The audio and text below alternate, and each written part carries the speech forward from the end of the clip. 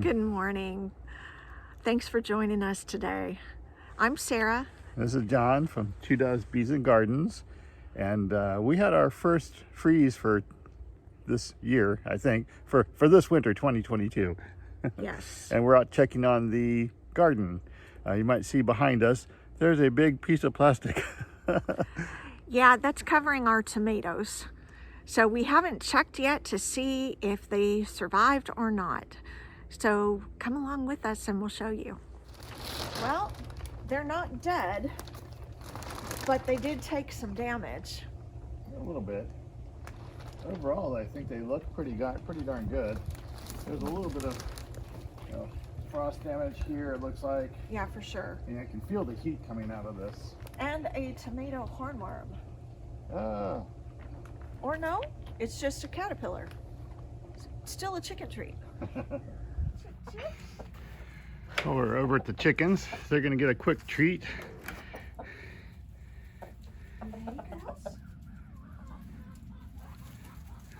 Let the chase begin.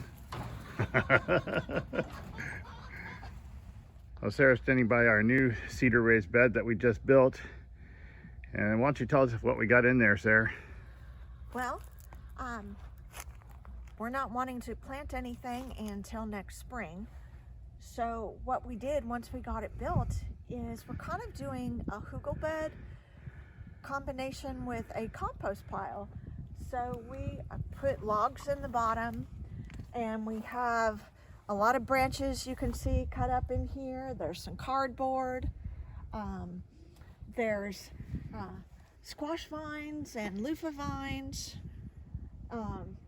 Just basically all our fall cleanup, any organic matter we're going to put into the bed when we clean the chicken coop. We'll put the shavings with the manure in here, and hopefully that'll break down and give us some really good soil in the bottom of our raised bed. So walking through this archway, you can see we've got a waterer, I guess a cattle waterer, water trough, and that's right in the middle, and that's going to have some pretty plants. Kind of a nice little entrance to the garden. I'm just checking on the bean plants here.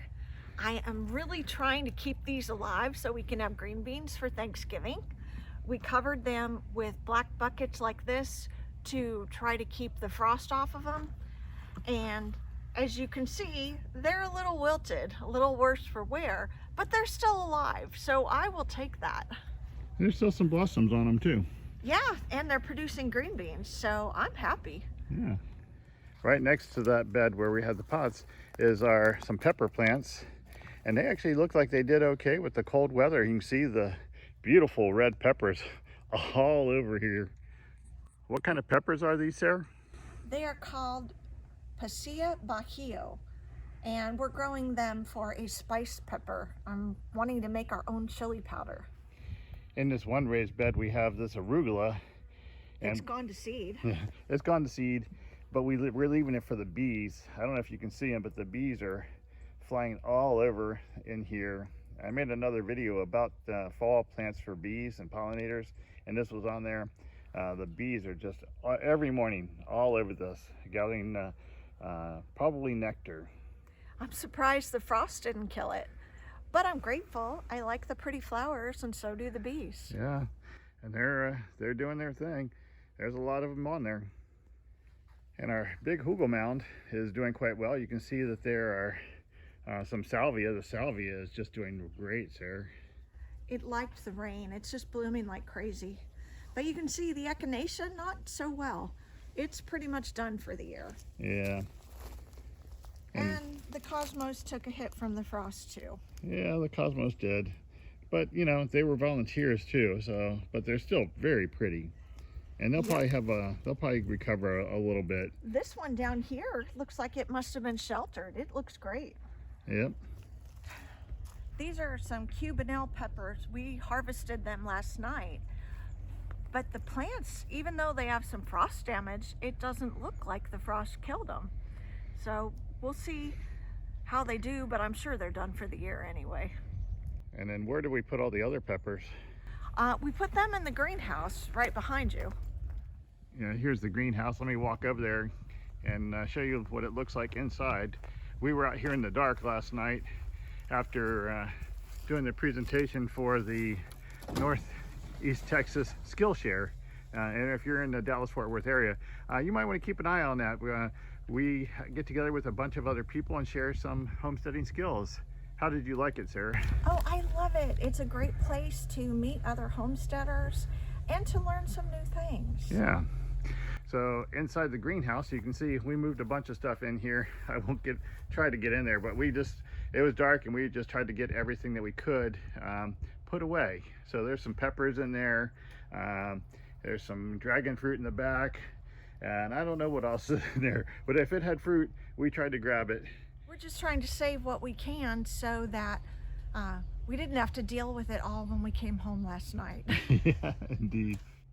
One of the things we built this year was this little garden tunnel. And what do we have in here, Sarah? This is loofah, and you can see the vines, like here, you can see anything green just took a hit from the frost, but the loofah gourds themselves look like they're doing fine. We'll just leave them and hopefully they dry before we get a really hard freeze. Yeah, it looks like we have some ones that are almost ready, like that one hanging behind you. Yes, this one, yeah, I don't know if you can tell just how light it is.